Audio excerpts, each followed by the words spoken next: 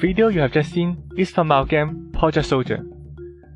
Project Souldier is a 3D turn-based strategy game inspired by the Kiseki or Trail series. It is still in the early stage of development. In this video, we are going to show you its core gameplay and some of our current progress. In the game's story, the main character awoke in a forest and lost all memories. Hence, he's going to take a ship in order to find out a way to recover the memory. Meanwhile, an armed group is trying to assault him and his allies for unknown reasons. The game's story is separated into 5 chapters with different themes and enemies. For example, the prologue, which is being shown right now, has a forest theme, and the next chapter will probably get an abandoned city theme. In the 5 chapters, there will be around 60 main levels, and every main level will be accompanied by a cutscene to present the story. Project Souldier is made with Godot Engine 3 with C# programming language. We may move to Godot 4 if it is released before we finish the game. The battle system is very similar to typical Japanese SRPGs like the Trail series we have mentioned.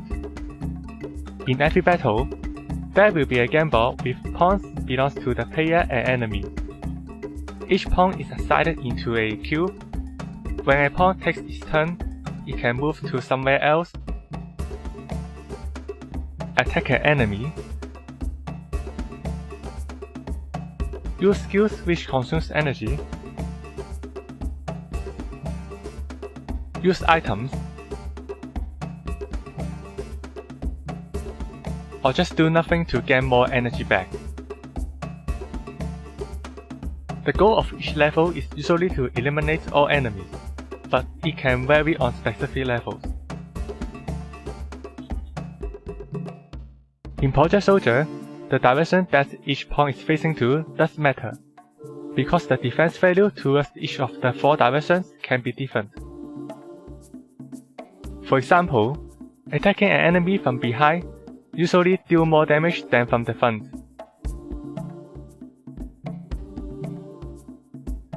It would be even more significant if the enemy is holding a shield. For skills that have projectiles traveling along a line, the damage will also decay along its direction of travel, based on the pawns or obstacles it hits. Let's take this basic gunshot attack as an example. These 2 enemies have exactly the same defense value, but when they are hit by the bullet, the second enemy takes less damage. It is because the first enemy ate up some damage. If the first enemy moves, and we shoot again, this time we can see the enemy takes normal damage. That's why it is important to take cover in this game. Of course, some skills are not directional, which can act as a counter to the pawns hiding behind covers. In order to make the game less repetitive, Project Souldier will feature many interesting skills,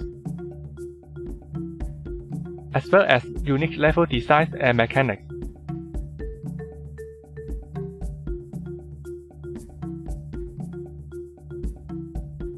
Project Souldier is being developed by me, Garyho, and my partner, Rionix.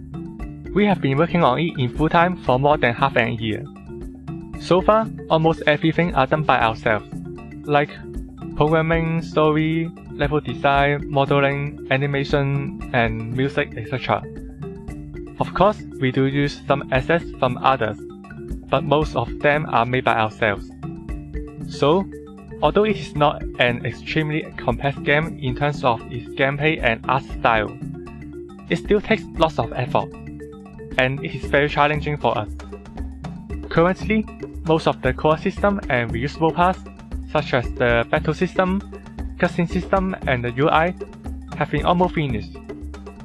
The first chapter, we call it prologue instead, have been also roughly finished. So, we will be mainly working on the chapter and level specific things, like the assets for the remaining chapters in the coming period.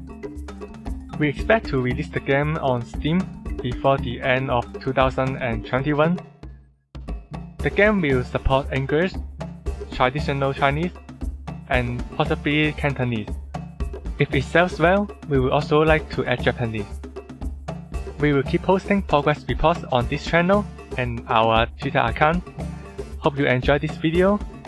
If you want to see more, please subscribe this channel and follow us on Twitter. Also, feel free to ask us anything or share your thoughts on Project Souldier on the comment section. Thank you for watching. We will see you on the next video.